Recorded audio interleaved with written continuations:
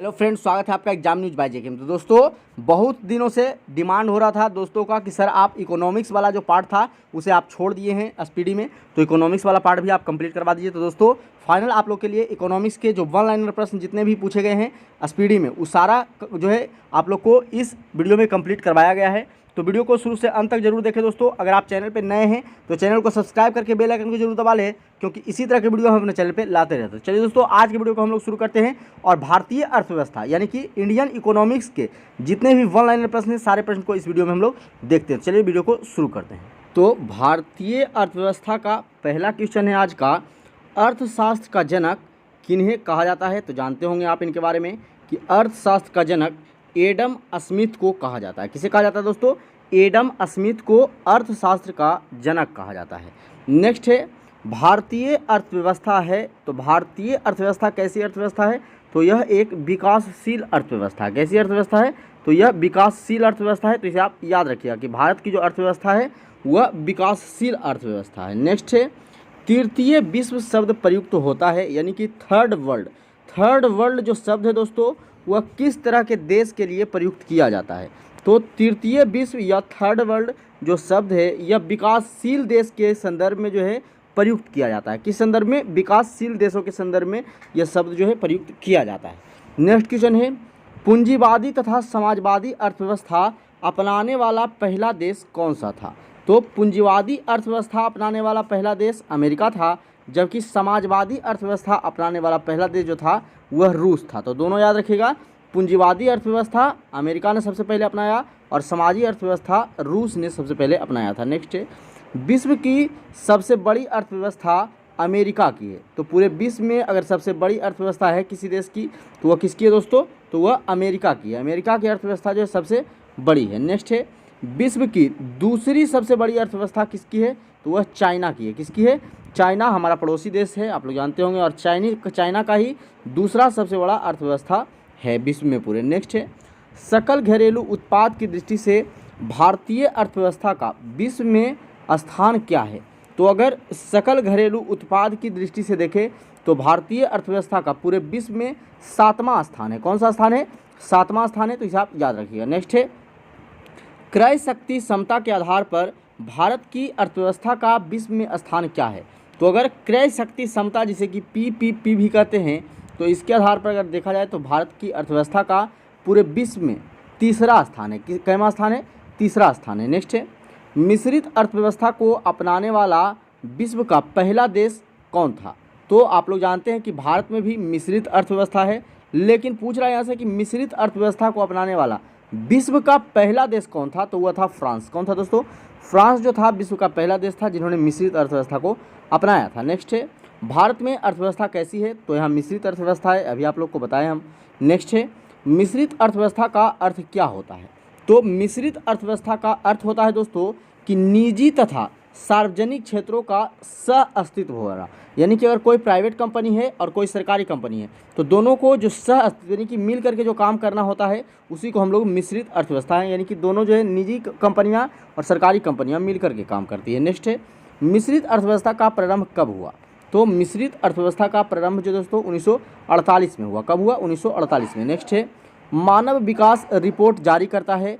तो मानव विकास रिपोर्ट जारी कौन करता है दोस्तों? तो यह संयुक्त राष्ट्र विकास कार्यक्रम किसके द्वारा? यूएनडीपी, जिसे हम लोग बोलते हैं संयुक्त राष्ट्र विकास कार्यक्रम। यूएनडीपी का फुल फॉर्म होता है दोस्तों यूनाइटेड नेशन डेवलपमेंट प्रोग्राम। क्या होता है? United nation development programme. और मानव विकास सूचकांक जो है यूएनडीपी के द्वारा, मानव विकास रिपोर्ट दोस्तों यूएनडीपी के द्वारा जारी किया जाता है, और यह 1990 से जारी किया जाता है। कब से? 1990 ईस्वी से यह जारी किया जाता है। नेक्स्ट है मानव विकास सूचकांक HDI ह्यूमन डेवलपमेंट इंडेक्स का आकलन का आधार क्या है? तो मानव विकास सूचकांक के जो आकलन का आधार है दोस्तों वह है जीवन प्रत्याशा। क्या है? जीवन प्रत्याशा है, शिक्षा का स्तर एवं प्रति व्यक्ति आय है। तो यही तीनों को मिला करके जो है मानव विकास सूचकांक को मापा जाता है या आकलन किया जाता है। नेक्स्ट है HDR 2018 के अनुसार मानव विकास मामले में भारत का स्थान 130वां था। क्या था? 130वां। टोटल 189 देश है, उसमें से भारत का स्थान HDR 2018 के अनुसार देखेंगे तो 130वां था। नेक्स्ट है मानव विकास रिपोर्ट 2018 के अनुसार मानव विकास मामले के प्रथम तथा अंतिम स्थान तो प्रथम स्थान नॉर्वे और अंतिम मध्य अफ्रीकी गणराज्य था।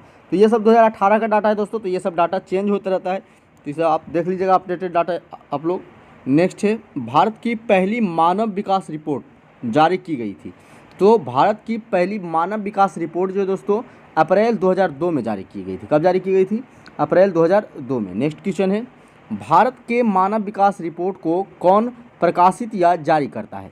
तो भारत के मानव विकास रिपोर्ट जो है दोस्तों नीति आयोग के द्वारा प्रकाशित या जारी किया जाता है। किसके द्वारा? नीति आयोग के द्वारा। नेक्स्ट क्वेश्चन है, राज्य स्तरीय मानव विकास रिपोर्ट जारी करने वाला भारत का पहला राज्य कौन सा है? तो राज्य स्तरीय मानव विकास रिपोर्ट करने वाला अगर भारत का पहला कोई राज्य के बारे में पूछा तो वह राज्य है मध्य प्रदेश। कौन है दोस्तों? मध्य प्रदेश राज्य के द्वारा सबसे पहले राज्य स्तर पर जो है मानव विकास रिपोर्ट जारी किया गया था। नेक्स्ट क्वेश्चन है, सर्वप्रथम राष्ट्रीय आय का आकलन किया गया था। तो सर्वप्रथम राष्ट्रीय आय का आकलन 1868 में दादा भाई नौरोजी के द्वारा किया गया था। किसके द्वारा?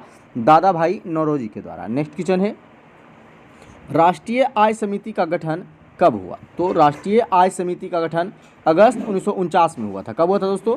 अगस्त 1949 में। नेक्स्ट है, राष्ट्रीय आय समिति ने अपनी पहली रिपोर्ट पेश की थी।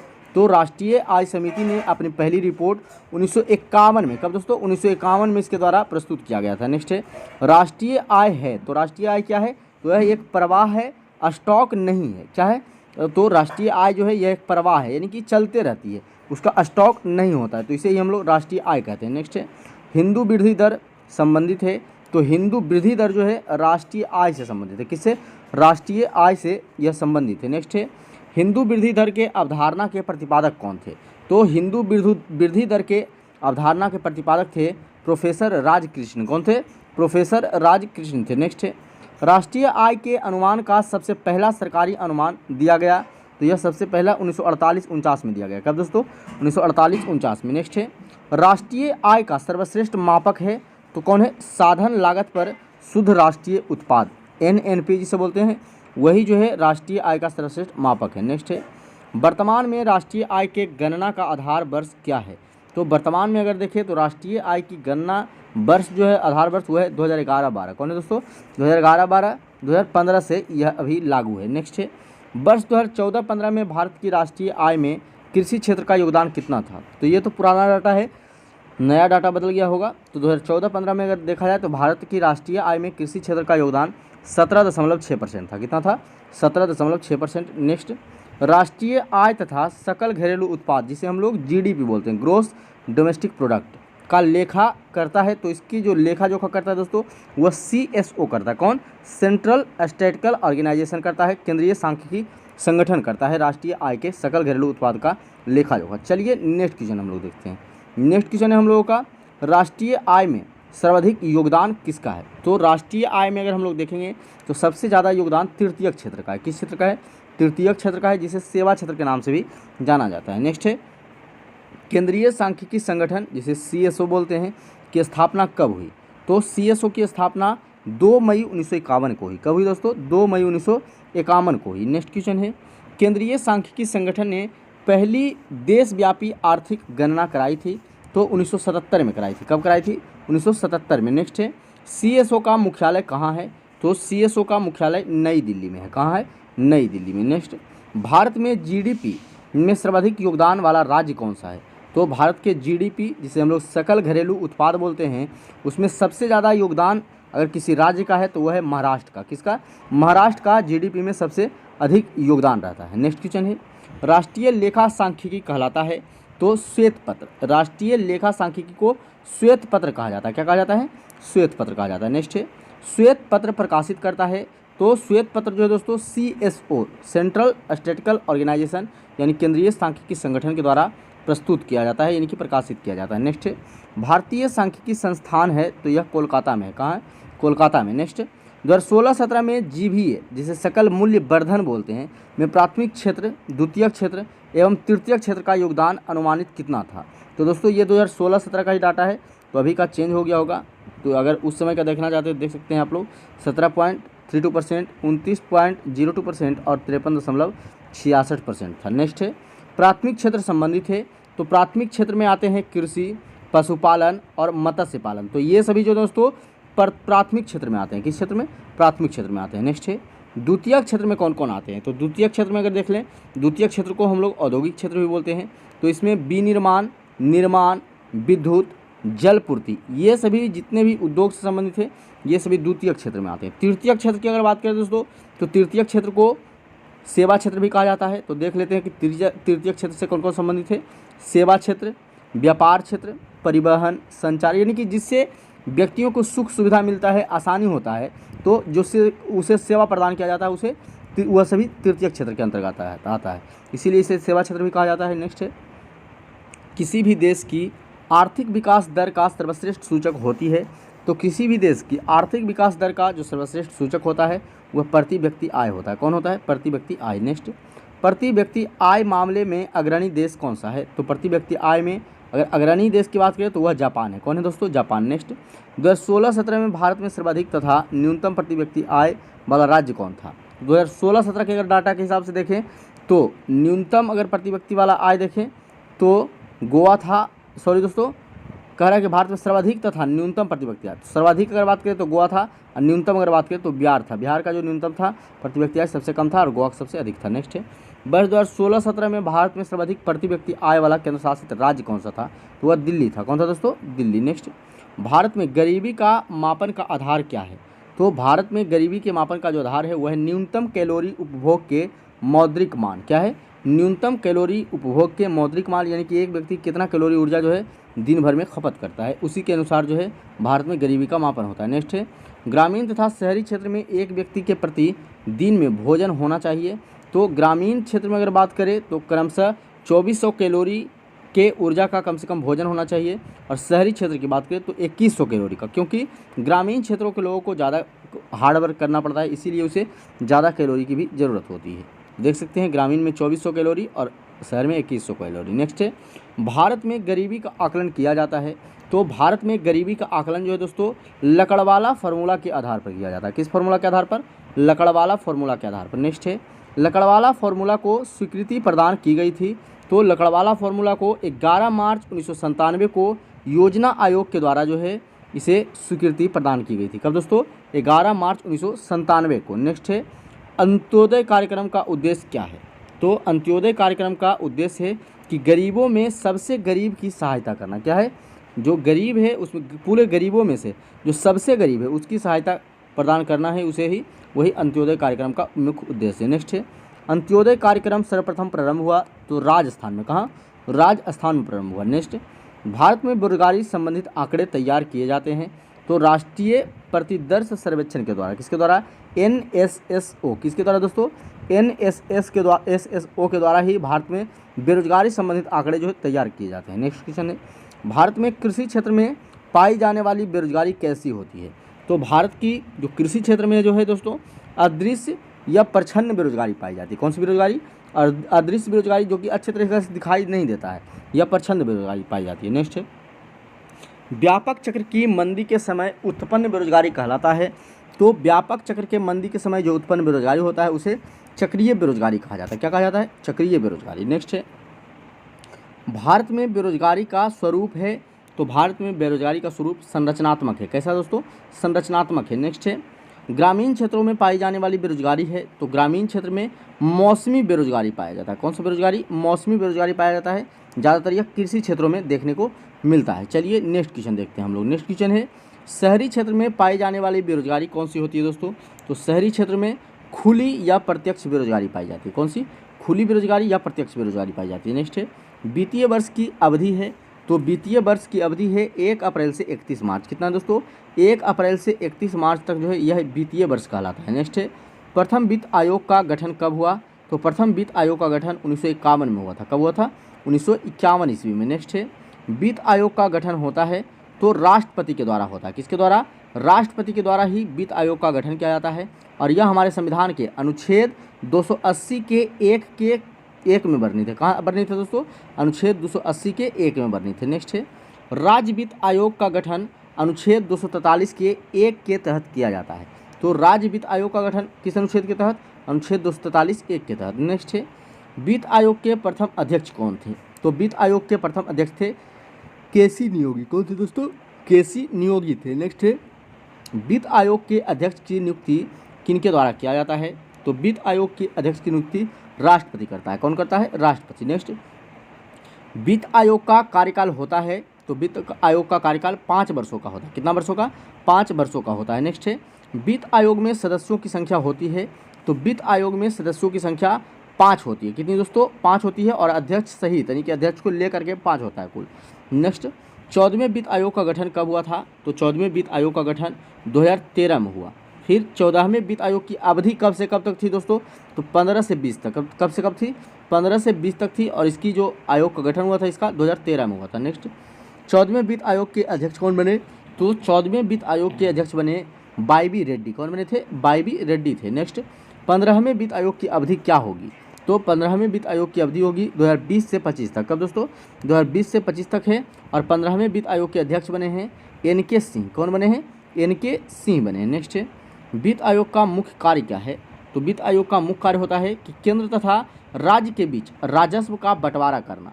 तो केंद्र और राज्य के बीच जो राजस्व का बंटवारा होता है, यह किसका जिम्मा होता है दोस्तों? तो वित्त आयोग के जिम्मे होता है यह। नेक्स्ट, 7वें वेतन आयोग का गठन कब हुआ? तो 7वें वेतन आयोग का गठन फरवरी 2014 में हुआ था। कब हुआ था? फरवरी 2014 में। नेक्स्ट, 7वें वेतन आयोग अध्यक्ष अशोक कुमार माथुर। किसको था दोस्तों? 7वें वेतन आयोग के अध्यक्ष कौन है? अशोक कुमार माथुर थे। नेक्स्ट है, योजना आयोग का गठन कब हुआ था? तो योजना आयोग का गठन 15 मार्च 1950 में हुआ था, लेकिन इसका नाम अब बदल दिया गया है और इसे नीति आयोग कर दिया गया है। क्या कर दिया गया दोस्तों? नीति आयोग। नेक्स्ट है, तो योजना आयोग का गठन जो है 15 मार्च 1950 को हुआ, और 1946 में गठित नियोगी समिति के सिफारिश पर हुआ। तो यह भी क्वेश्चन आपसे पूछ सकता है कि योजना आयोग किसके सिफारिश पर गठन किया गया? तो 1946 में गठित नियोगी समिति के सिफारिश पर ही योजना आयोग का गठन किया गया था। नेक्स्ट है, योजना आयोग का प्रस्ताव दिया था, तो योजना आयोग का प्रस्ताव जॉन मथाई ने दिया था। किसने दिया था?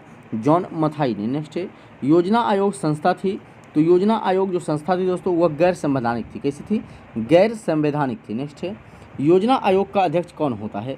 तो आप लोग सभी जानते हैं कि योजना आयोग का जो अध्यक्ष होता है वह प्रधानमंत्री होता है, और इसी योजना आयोग को बदल करके अब नीति आयोग कर दिया गया है, तो उसका भी अध्यक्ष प्रधानमंत्री ही होता है। नेक्स्ट है, योजना आयोग के प्रथम अध्यक्ष एवं उपाध्यक्ष कौन थे? तो योजना आयोग के प्रथम अध्यक्ष की अगर बात करें तो पंडित जवाहरलाल नेहरू थे।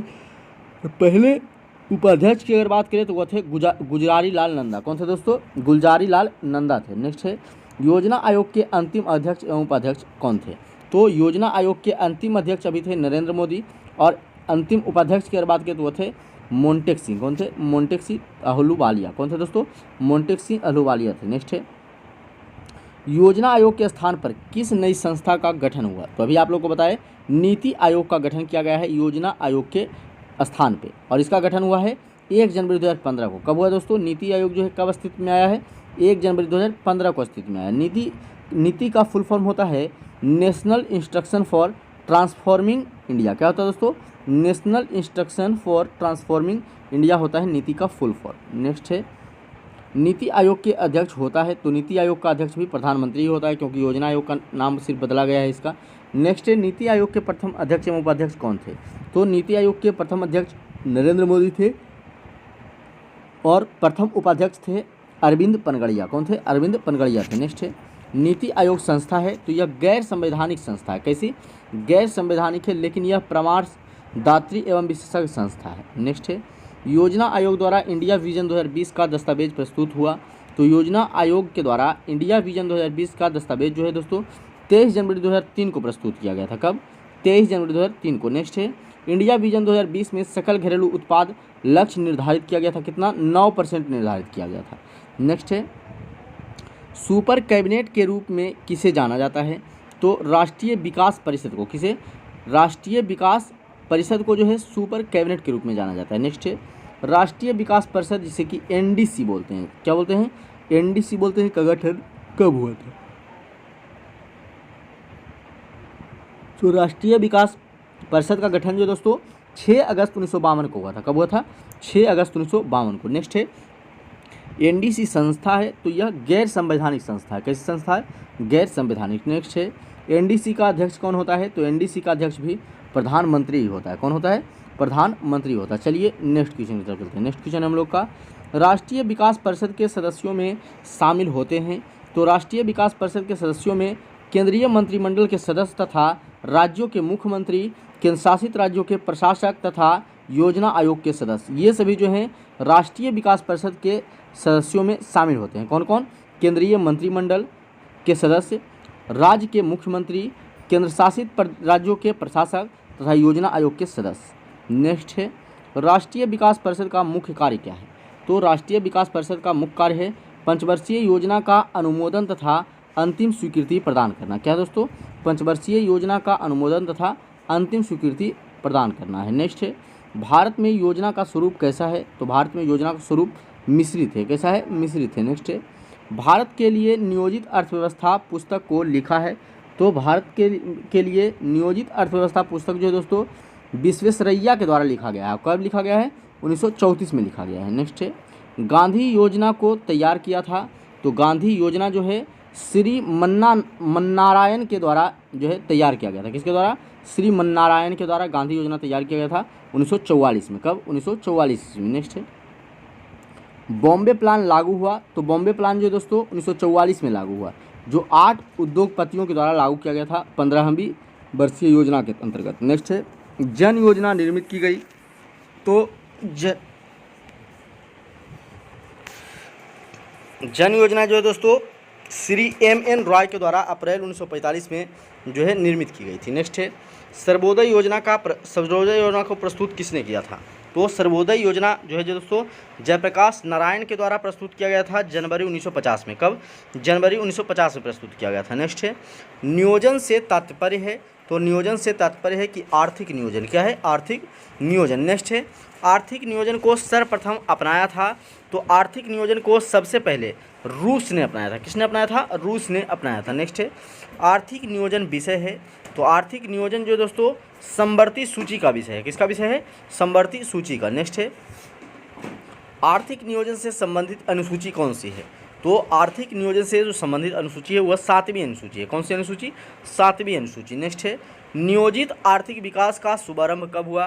तो नियोजित आर्थिक विकास का शुभारंभ 1951 में हुआ था। कब हुआ था? 1951 ईस्वी में। नेक्स्ट है, भारत में पंचवर्षीय योजनाओं के क्रियान्वयन का दायित्व होता है।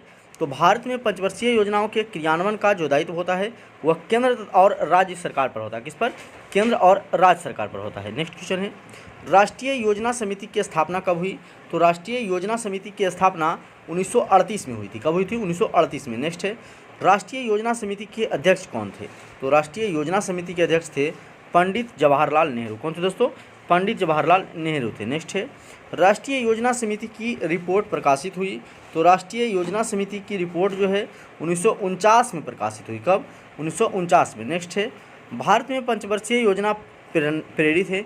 तो भारत में जो पंचवर्षीय योजनाएं हैं दोस्तों वह रूस से प्रेरित है। किस देश से प्रेरित है? रूस से प्रेरित है। तो इसे आप याद रखिएगा। नेक्स्ट है, प्रथम पंचवर्षीय योजना जो है आधारित थी। तो प्रथम पंचवर्षीय योजना जो है पहले ये आप जान लीजिए कि यह कब से कब चला। तो यह 1951 से लेकर 56 तक चला था और यह हेरोड डोमर मॉडल पर आधारित था। किस मॉडल पर? हेरोड डोमर मॉडल पर जो है प्रथम पंचवर्षीय योजना आधारित था। नेक्स्ट है, प्रथम पंचवर्षीय प्राथमिकता में बल दिया गया। तो प्रथम पंचवर्षीय योजना जो था दोस्तों उसमें जो है बोला गया है कि किस पर बल दिया गया था? तो कृषि क्षेत्र पर। किस पर? कृषि पर जो है बल दिया गया था प्रथम पंचवर्षीय योजना में। नेक्स्ट है, द्वितीय पंचवर्षीय योजना कब से तक चला? तो आप लोग देख सकते हैं कि 56 में समाप्त हुआ था। 51 से 56 चला पहला, तो फिर 56 से 5 साल के लिए चलेगा। तो 56 से 61 चला था दूसरा पंचवर्षीय योजना। कब? दूसरा जो है 56 से 61 चला था और यह जो था पीसी महालनोबिस के मॉडल पर आधारित था। किस पर?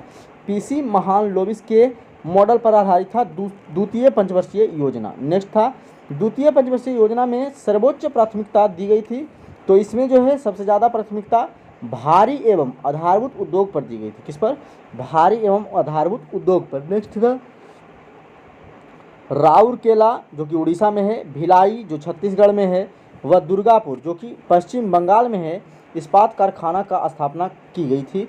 तो दूसरी योजना के काल में यानी कि 56 से 61 के बीच में ही इन सभी कारखानाओं की जो है स्थापना की गई थी। राउरकेला, भिलाई, दुर्गापुर और इस्पात कारखाना ये सभी का जो है किया गया था दूसरी पंचवर्षीय योजना के तहत। नेक्स्ट, पंडित जवाहरलाल नेहरू ने अधिक काम, अधिक उत्पादन एवं अधिक वितरण का नारा दिया था। तो यह द्वितीय पंचवर्षीय योजना में दिया था। कब दिया था?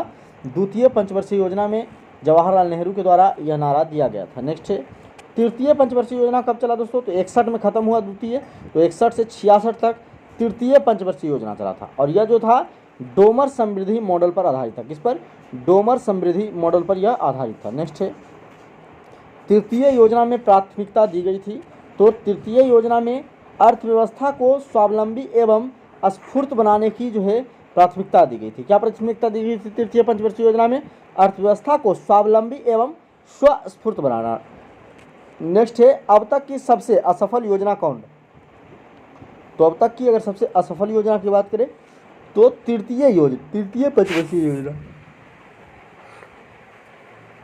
तृतीय पंचवर्षीय योजना जो था दोस्तों अब तक का सबसे असफल योजना माना गया है। नेक्स्ट है तृतीय योजना का विकास दर की लक्ष्य प्राप्ति का जो था वो दर कितना था, तो तृतीय योजना के विकास दर का लक्ष्य था 5.6%, लेकिन प्राप्त हुआ कितना 2.8%। इसीलिए जो है सबसे असफल योजना जो है तृतीय पंचवर्षीय योजना को माना गया। यह लगभग आधा मात्र प्राप्त हुआ था।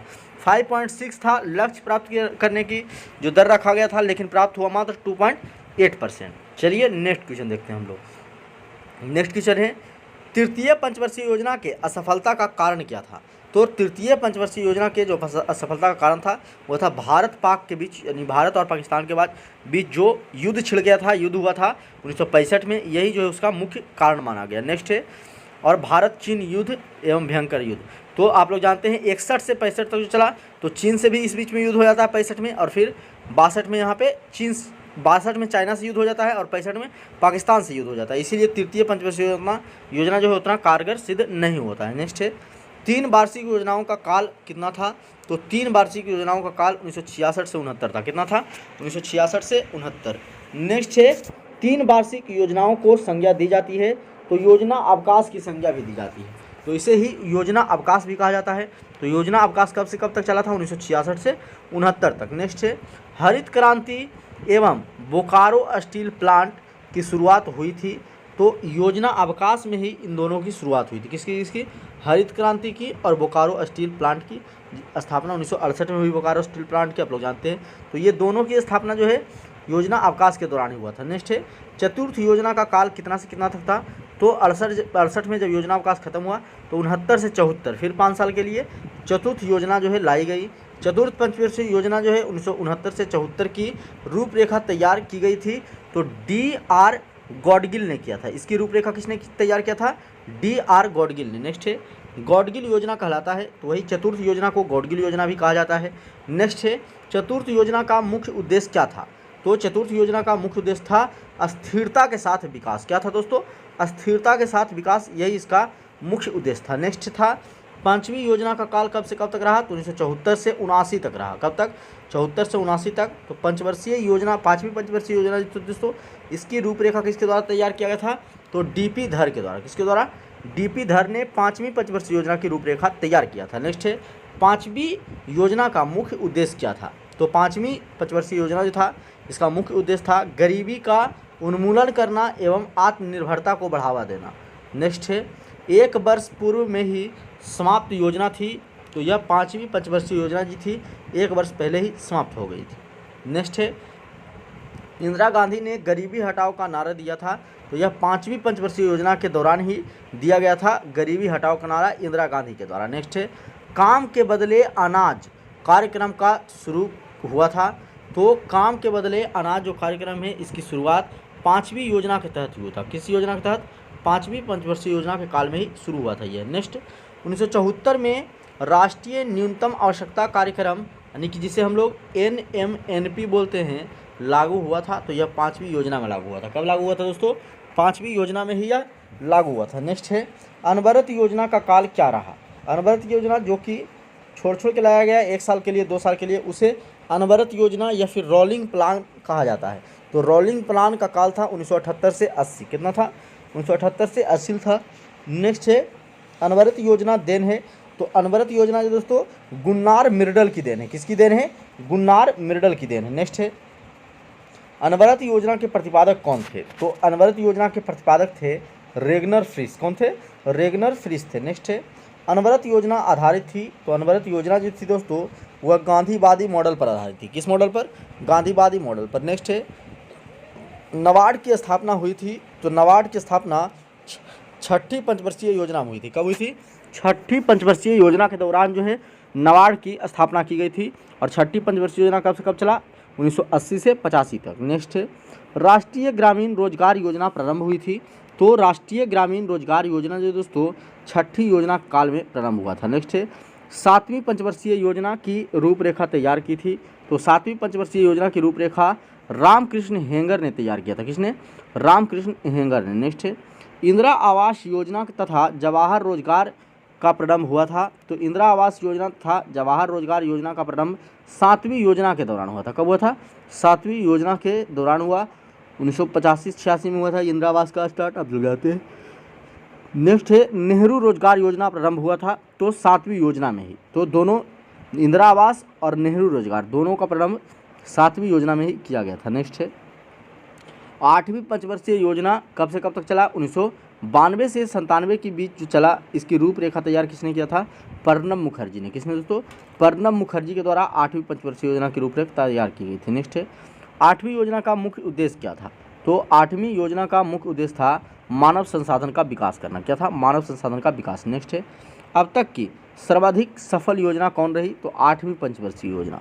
आठवीं पंचवर्षीय योजना जो है सबसे सफल योजना रही है अब तक के सभी योजनाओं में। नेक्स्ट है आठवीं योजना का विकास दर लक्ष्य एवं प्राप्ति दर लक्ष्य कितना था? तो आठवीं योजना में विकास दर जो रखा गया था वह 5.6 रखा गया था। लेकिन प्राप्ति की अगर बात करें तो 6.8 हो गया। तो जितना रखा गया था उससे भी अधिक प्राप्ति हुआ। इसीलिए सबसे अधिक कारगर जो है योजना माना जाता है। नेक्स्ट है महिला समृद्धि योजना का प्रारंभ हुआ था आठवीं योजना के काल में। कब हुआ था? आठवीं योजना काल में। अगर डेट पूछे तो 2 अक्टूबर 1993 को जो है महिला समृद्धि योजना की शुरुआत की गई थी। लेकिन यह आठवीं योजना काल में हुआ था। चलिए नेक्स्ट क्वेश्चन देखते हैं हम लोग। नेक्स्ट क्वेश्चन है हम लोगों का दोस्तों प्रधानमंत्री रोजगार योजना की शुरुआत कब हुई थी? तो प्रधानमंत्री रोजगार योजना की शुरुआत आठवीं योजना के काल में हुई। कब दोस्तों? आठवीं योजना के काल में। अगर डेट पूछा आपसे तो 15 अगस्त 1993 को प्रधानमंत्री रोजगार योजना की शुरुआत की गई थी। नेक्स्ट है नौवीं योजना कब से कब तक चली? तो 1997 से 2002 तक चली। इसका मुख्य उद्देश्य था सामाजिक न्याय और समानता के साथ आर्थिक समृद्धि। क्या थी? सामाजिक न्याय और समानता के साथ आर्थिक समृद्धि। यही जो है नौवीं योजना का मुख्य उद्देश्य था। नेक्स्ट है 10वीं योजना का काल क्या था? 2002 से 2007 तक। तो 10वीं पंचवर्षीय योजना चला दोस्तों 2002 से 2007 तक चला। अब तक की सबसे विकास दर वाली योजना कौन सी थी? तो वह 10वीं योजना थी। 10वीं योजना जो है सबसे अधिक विकास दर की योजना थी अब तक की सारे में से। जैसे 10वीं योजना का विकास दर लक्ष्य रखा गया था 8%, लेकिन प्राप्त हुआ 7.6%। कितना? 7.6% प्राप्त हो गया था। नेक्स्ट है 11वीं योजना की अवधि कितनी थी? 2007 से 2012 थी। कितनी? 2007 से 2012 जो थी 11वीं योजना की अवधि थी। फिर अगर बात कर ले कि 11वीं पंचवर्षीय योजना का मुख्य लक्ष्य क्या रखा गया था? इसका लक्ष्य था आर्थिक समृद्धि दर को बढ़ावा देना। क्या था? आर्थिक समृद्धि दर को बढ़ाना। नेक्स्ट है 12वीं योजना की अवधि कितनी थी दोस्तों? तो 12 से 17 2012 से 17 तक 12वीं पंचवर्षीय योजना जो है चली थी। नेक्स्ट है अंत्योदय अन्न योजना का आरंभ किया गया। तो अंत्योदय अन्न योजना का आरंभ जो है 25 दिसंबर 2000 को किया गया। कब? 25 दिसंबर 2000 को। नेक्स्ट है अन्नपूर्णा योजना आरंभ की गई। तो अन्नपूर्णा योजना जो है दोस्तों 1 अप्रैल 2000 ईस्वी को प्रारंभ किया गया था। नेक्स्ट है ट्राइसेम योजना की शुरुआत कब हुई? तो ट्राइसेम योजना की शुरुआत 15 अगस्त 1997 को हुआ। कब हुआ? 15 अगस्त 1997 को। तो इसे आप याद रखिएगा। नेक्स्ट क्वेश्चन है 20 सूत्री कार्यक्रम की शुरुआत कब हुई? तो 20 सूत्री कार्यक्रम की शुरुआत 1974-75 में हुआ। कब दोस्तों? 1974-75 में। नेक्स्ट है राष्ट्रीय ग्रामीण रोजगार योजना की शुरुआत कब हुई? तो राष्ट्रीय ग्रामीण रोजगार योजना की शुरुआत जिसे कि हम लोग NREP बोलते हैं, इसकी शुरुआत 1980 में हुई। कब हुई? 1980 ईस्वी में। नेक्स्ट है संपूर्ण ग्रामीण रोजगार योजना जिसे कि SGRY कहा जाता है का शुभारंभ हुआ था। तो 25 सितंबर 2001 को। कब हुआ था? 25 सितंबर 2001 को हुआ था। नेक्स्ट है राष्ट्रीय ग्रामीण रोजगार गारंटी अधिनियम की शुरुआत कब हुई? जिसे नरेगा बोलते हैं। तो नरेगा की शुरुआत जो है दोस्तों 2 फरवरी 2006 को हुई थी। कब? 2 फरवरी 2006 को हुआ था। नेक्स्ट है नरेगा का शुभारंभ किया था तो प्रधानमंत्री मनमोहन सिंह ने आंध्र प्रदेश के अनंतपुर जिले से। तो नरेगा की शुरुआत प्रधानमंत्री मनमोहन सिंह के द्वारा किया गया था। और कहाँ से किया गया था? तो आंध्र प्रदेश के अनंतपुर जिले से किया गया था। नेक्स्ट है महात्मा गांधी राष्ट्रीय ग्रामीण रोजगार गारंटी अधिनियम, जिसे कि हम लोग मनरेगा बोलते हैं, इसका प्रारंभ कब हुआ? तो इसका प्रारंभ 2 अक्टूबर 2009 को हुआ। 2 अक्टूबर गांधी जी का जन्मदिन है और इसी दिन जो है मनरेगा की शुरुआत हुई थी। नरेगा की जगह पे, किसके जगह पर? नरेगा की जगह पे मनरेगा लाया गया। नेक्स्ट है, नरेगा के तहत न्यूनतम दैनिक मजदूरी कितनी थी? 100 रुपया थी। कितनी? 100 रुपया थी। नेक्स्ट है, भारत में 100 दिन की रोजगार गारंटी योजना की शुरुआत सर्वप्रथम हुई थी तो आंध्र प्रदेश से हुई थी। कहाँ से हुई थी? आंध्र प्रदेश से हुई थी। नेक्स्ट है, सभी जिलों में 100 दिन की रोजगार गारंटी योजना लागू करने वाला प्रथम राज्य कौन था? तो वह था बिहार। बिहार राज्य ने सभी जिलों में 100 दिन की रोजगार गारंटी योजना लागू किया था। नेक्स्ट क्वेश्चन है, जवाहर ग्राम समृद्धि योजना का आरंभ हुआ था। तो जवाहर ग्राम समृद्धि योजना का आरंभ जो दोस्तों 1 अप्रैल 1999 को हुआ था। कब हुआ था? 1 अप्रैल 1999 को। नेक्स्ट है, सर्व शिक्षा अभियान की शुरुआत कब हुई? तो सर्व शिक्षा अभियान की शुरुआत 2000 से लेकर 2001 में की गई थी सर्व शिक्षा अभियान की शुरुआत। नेक्स्ट है, हरियाली योजना का शुभारंभ कब हुआ? तो हरियाली योजना का शुभारंभ 27 जनवरी 2003 को हुआ। कब हुआ दोस्तों? 27 जनवरी 2003 को। तो इसे आप याद रखिएगा। चलिए नेक्स्ट क्वेश्चन देखते हैं। नेक्स्ट क्वेश्चन हम लोगों का, कृषक बीमा आय योजना प्रारंभ हुआ। तो कृषक बीमा आय योजना जो है 2003-04 में प्रारंभ किया गया था। कब? 2003-04 में। नेक्स्ट है, स्वजलधारा कार्यक्रम की शुरुआत कब हुई? तो स्वजलधारा कार्यक्रम की शुरुआत दिसंबर 2002 में हुई। कब हुई? दिसंबर 2002 में हुई थी। नेक्स्ट है, प्रधानमंत्री ग्राम सड़क योजना प्रारंभ की गई। तो प्रधानमंत्री ग्राम सड़क योजना दोस्तों दिसंबर 2000 में प्रारंभ किया गया। कब? दिसंबर 2000 में। नेक्स्ट है, प्रधानमंत्री ग्रामोदय योजना प्रारंभ की गई। तो प्रधानमंत्री ग्रामोदय योजना 2002 से 2001 के बीच में प्रारंभ की गई। कब? 2002 से 2001 के बीच में। चलिए नेक्स्ट क्वेश्चन देखते हैं। नेक्स्ट क्वेश्चन है, प्रधानमंत्री रोजगार सृजन कार्यक्रम प्रारंभ किए गए। तो प्रधानमंत्री रोजगार सृजन कार्यक्रम 15 अगस्त 2008 को प्रारंभ किया गया। कब दोस्तों? 15 अगस्त 2008 को। दोस्तों आज की वीडियो में इतना ही। आशा करते हैं कि आप लोग को ये वीडियो अच्छा लगा होगा। तो अगर आप लोग को ये वीडियो अच्छा लगा है तो वीडियो को लाइक कीजिएगा। चैनल पे अभी तक नए हैं तो चैनल को सब्सक्राइब करके बेल आइकन को जरूर प्रेस कर लीजिएगा ताकि न्यू वीडियो का नोटिफिकेशन आपके पास पहुंच सके। साथ ही में दोस्तों अगर स्पीडी साइंस और स्पीडी जीके और लुसेंट के साथ ही में घटना चक्र, ये सभी अगर आप वीडियो देखने चाहते हैं तो सभी का लिंक जो है डिस्क्रिप्शन में डाल दिया गया है, वहाँ से जाकर के आप उन सारे वीडियो को देख सकते हैं। चलिए दोस्तों आज की वीडियो इतना ही। फिर मिलता है अगले वीडियो में, तब तक के लिए जय हिंद।